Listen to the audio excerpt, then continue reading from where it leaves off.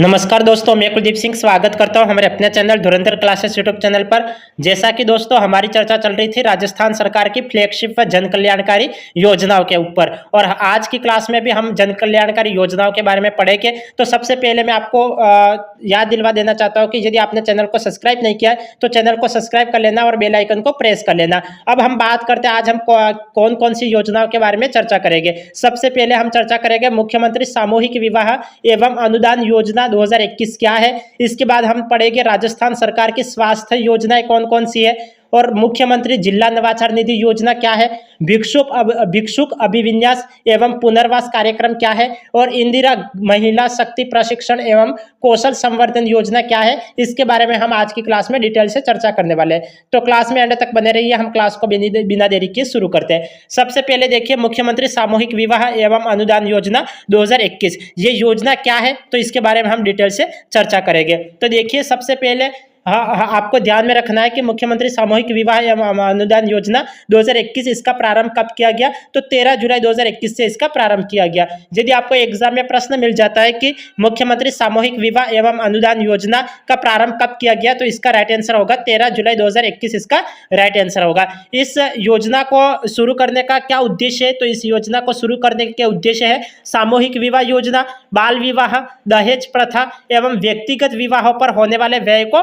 कम करना है। देखो, सबसे मोस्ट इंपोर्टेंट बात यह है कि मुख्यमंत्री सामूहिक विवाह योजना का सबसे इंपोर्टेंट बात यह है कि व्यय को कम करना, जो खर्चे होते हैं उन खर्चों को कम करना है। जैसे सामूहिक विवाह करोगे तो खर्चे कम होंगे, बाल विवाह को रोकना है, दहेज प्रथा को कम करना है या फिर पूरी तरह से रोक देना है, और व्यक्तिगत विवाह पर होने वाले व्यय को कम करना है। तो मुख्यमंत्री सामूहिक विवाह एवं अनुदान योजना के तहत इसका उद्देश्य है सामूहिक विवाह योजना और बाल विवाह, दहेज प्रथा एवं व्यक्तिगत विवाह पर होने वाले व्यय को कम करना है।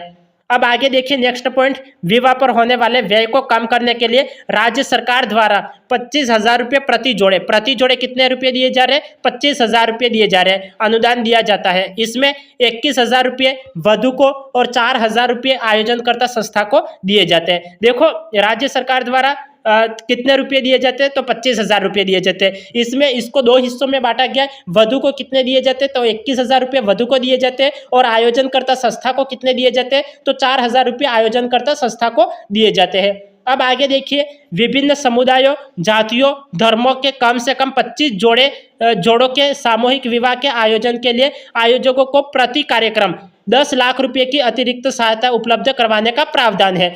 कितने रुपए, 10 लाख रुपए अतिरिक्त सहायता उपलब्ध करवाने का प्रावधान है। तो आपको यहाँ पे आंकड़े ध्यान में रखना है। देखो, हमने लैंग्वेज तो पढ़ ली, लेकिन आपको एग्जाम में कैसे प्रश्न मिल सकते हैं, तो इसके बारे में देखिए। यदि आपको पूछ लिया जाता है कि मुख्यमंत्री सामूहिक विवाह एवं अनुदान योजना का प्रारंभ कब किया गया, तो इसका राइट आंसर होगा 13 जुलाई 2021 इसका राइट आंसर होगा। राज्य सरकार द्वारा प्रति जोड़े के लिए कितना अनुदान दिया जाता है, तो प्रति जोड़े को अनुदान दिया जाता है 25,000 रुपया। इसमें से 21,000 रुपये तो वधु को प्राप्त होता है और 4,000 रुपये आयोजनकर्ता जो संस्था होती है उसको प्राप्त होता है।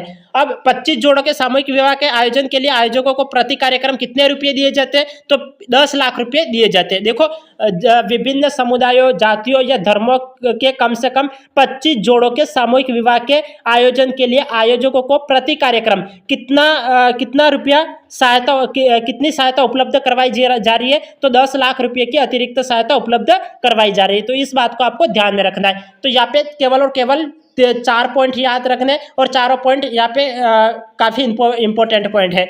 अब आगे देखिए, आगे हम बात करते हैं।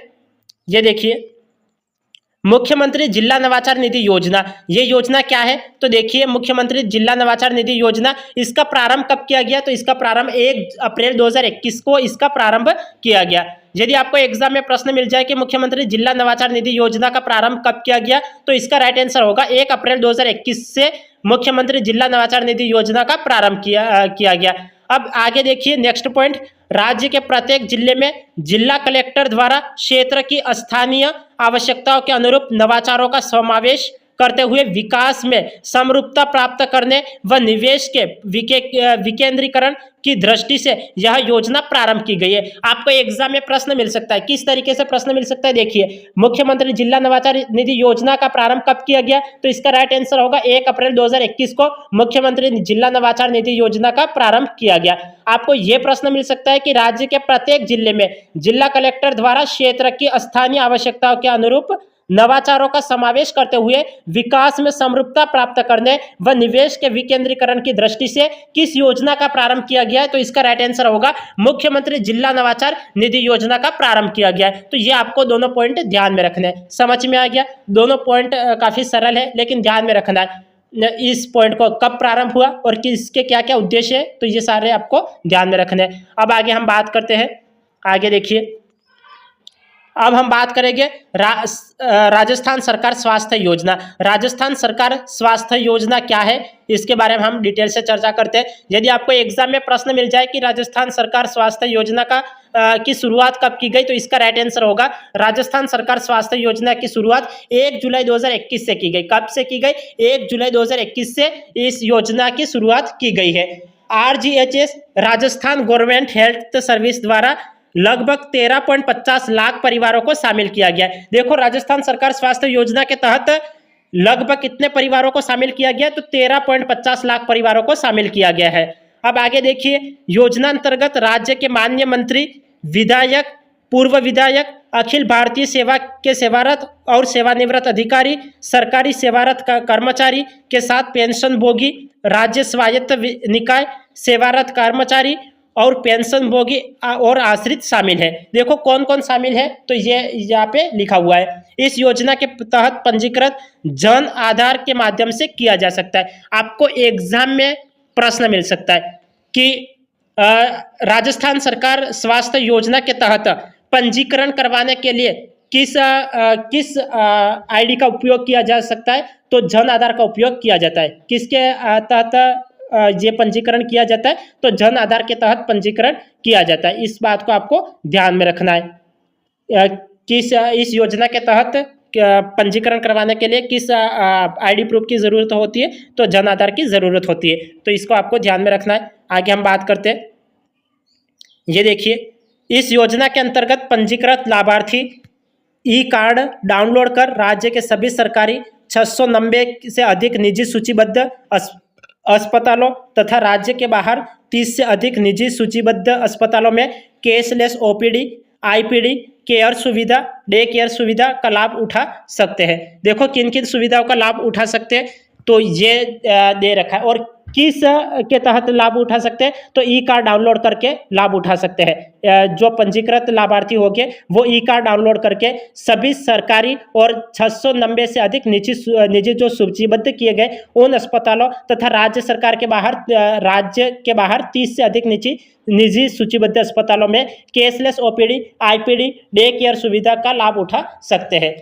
तो आपको एग्जाम में प्रश्न मिल सकता है कि देखो, एक तो इस पॉइंट में ये याद रखना कि ई कार्ड डाउनलोड करके, ये आपको ध्यान में रखना है। दूसरा ध्यान में रखना है कि निजी सूचीबद्ध अस्पताल कितने, 690, और राज्य से बाहर कितने हैं, तो राज्य से बाहर है 30 सूचीबद्ध अस्पतालों में यह सुविधा उपलब्ध है। इस बात को आपको ध्यान में रखना है।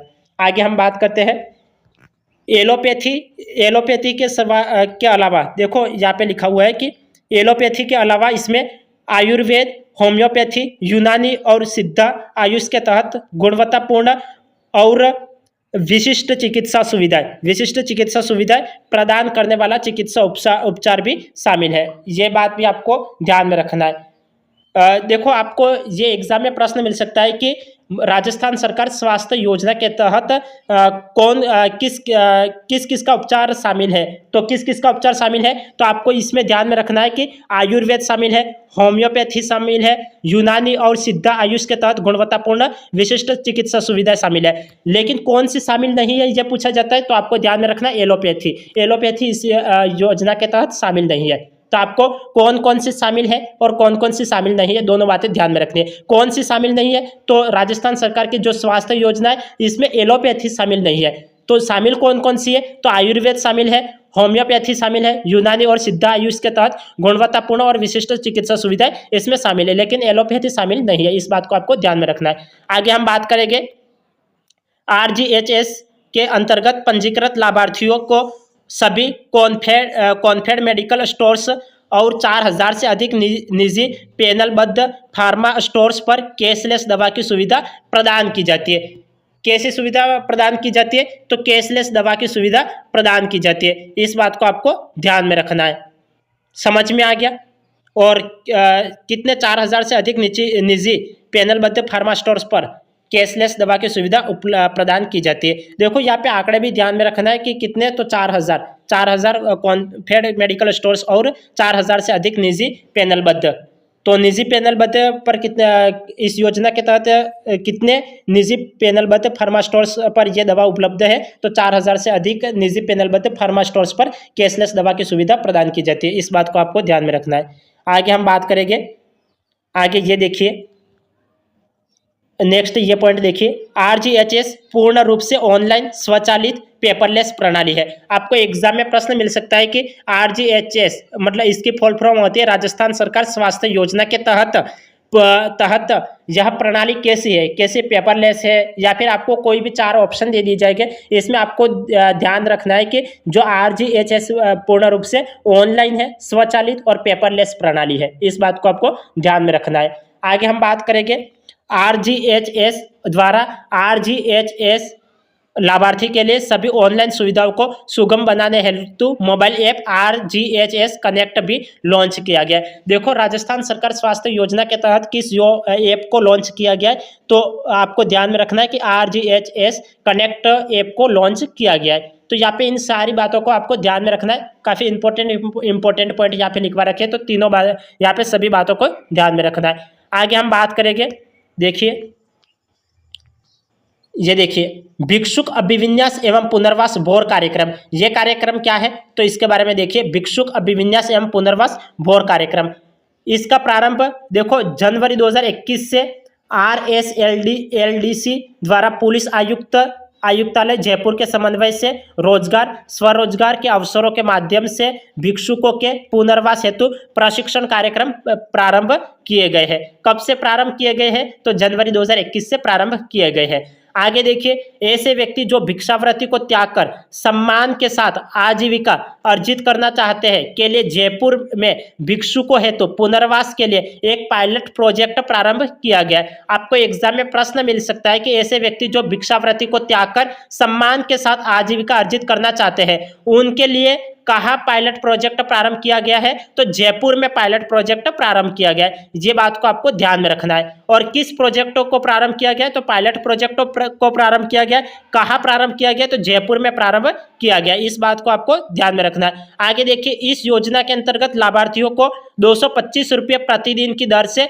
मजदूरी हानि क्षतिपूर्ति का प्रावधान किया गया है। देखो आपको एग्जाम में प्रश्न मिल सकता है कि भिक्षुक अभिविन्यास एवं पुनर्वास भोर कार्यक्रम के अंतर्गत लाभार्थियों को कितने रुपए प्रतिदिन की दर से मजदूरी हानि क्षतिपूर्ति का प्रावधान किया गया है, तो 225 रुपये। कितने रुपये, तो 225 रुपये। या फिर आपको ये मिल सकता है कि किस योजना के तहत लाभार्थियों को, या फिर यह पूछ सकता है कि भिक्षुक लाभार्थियों को 225 रुपये प्रतिदिन की दर से मजदूरी हानि क्षतिपूर्ति का प्रावधान किया गया। तो किस योजना के तहत किया गया है, तो भिक्षुक अभिविन्यास एवं पुनर्वास भोर कार्यक्रम के तहत किया गया है।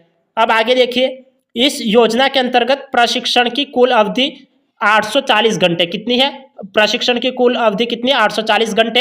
105 दिवस निर्धारित किया गया है, जिसमें 15 दिवसीय ग्रूमिंग एवं काउंसलिंग का प्रावधान है। देखो यहाँ पे नेक्स्ट पॉइंट लिखा हुआ है, इस बात को आपको ध्यान में रखना है कि इस योजना के अंतर्गत प्रशिक्षण की कुल अवधि कितने घंटे की है, तो कुल अवधि है 840 घंटा। और दिन में पूछे तो 105 दिवस निर्धारित किया गया है, जिसमें 15 दिवसीय तो ग्रूमिंग एवं काउंसलिंग का प्रावधान है। तो इस बात को आपको ध्यान में रखना है। आगे हम बात करेंगे इंदिरा महिला शक्ति प्रशिक्षण एवं कौशल संवर्धन योजना। RSCIT योजना क्या है, तो इसके बारे में हम देखते हैं। RSCIT योजना, इसका प्रारंभ कब किया गया, तो इंदिरा महिला शक्ति प्रशिक्षण एवं कौशल संवर्धन योजना, इसका प्रारंभ 9 दिसंबर 2020 को किया गया है। कब से किया गया है? 9 दिसंबर 2020 से किया गया है। इस योजना में 16 से 40 वर्ष के आयु वर्ग की 10वीं पास सभी वर्ग की महिलाओं के लिए निःशुल्क RACIT पाठ्यक्रम उपलब्ध है। आपको एग्जाम में प्रश्न मिल सकता है कि 16 से 40 वर्ष के आयु वर्ग की 10वीं पास सभी वर्ग की महिलाओं के लिए निःशुल्क RACIT पाठ्यक्रम किस योजना के तहत उपलब्ध करवाया जा रहा है? तो इंदिरा महिला शक्ति प्रशिक्षण एवं कौशल संवर्धन योजना के तहत उपलब्ध करवाया जा रहा है। किस आयु वर्ग की महिलाओं को उपलब्ध करवाया जा रहा है? तो 16 से 40 वर्ष की आयु वर्ग की महिलाओं को यह पाठ्यक्रम निःशुल्क उपलब्ध करवाया जा रहा है। और महिलाओं की योग्यता कितनी होनी चाहिए? तो 10वीं पास होनी चाहिए और सभी वर्ग की कोई भी महिला इसमें पात्र हो सकती है। इस योजना के तहत 3 माह में 132 घंटे का कंप्यूटर प्रशिक्षण दिया जाता है। देखो, आपको एग्जाम में प्रश्न मिल सकता है कि इंदिरा महिला शक्ति प्रशिक्षण एवं कौशल संवर्धन योजना के तहत कितने माह का कंप्यूटर प्रशिक्षण दिया जाता है? तो 3 माह में कंप्यूटर प्रशिक्षण दिया जाता है। कितने घंटे का दिया जाता है? तो 132 घंटे का प्रशिक्षण दिया जाता है। कितने माह ये पूछ लिया जाता है? तो 3 माह आपको राइट आंसर करना है। और कितने घंटे पूछ लिया जाता है? तो 132 घंटे राइट आंसर करना है। और कब से प्रारंभ किया गया ये कोर्स? तो 9 दिसंबर 2020 से प्रारंभ किया गया। कितनी आयु वर्ग की महिलाओं के लिए यह निःशुल्क उपलब्ध है? तो 16 से 40 वर्ष की आयु वर्ग की महिलाओं के लिए यह निःशुल्क उपलब्ध है। महिलाओं की योग्यता कितनी होनी चाहिए? तो महिलाएं 10वीं पास होनी चाहिए और यह कोर्स बिल्कुल फ्री ऑफ में है। और यहाँ पे सभी वर्ग की महिलाएं पात्र है, चाहे वो SC हो, ST हो, OBC हो या फिर किसी भी कास्ट की महिला हो, तो यह सभी पात्र है। तो इस बात को आपको ध्यान में रखना है। तो आज की क्लास को हम यही एंड कर लेते हैं, फिर मिलते हैं अगली क्लास में। तब तक के लिए आपका दिन शुभ रहे। धन्यवाद।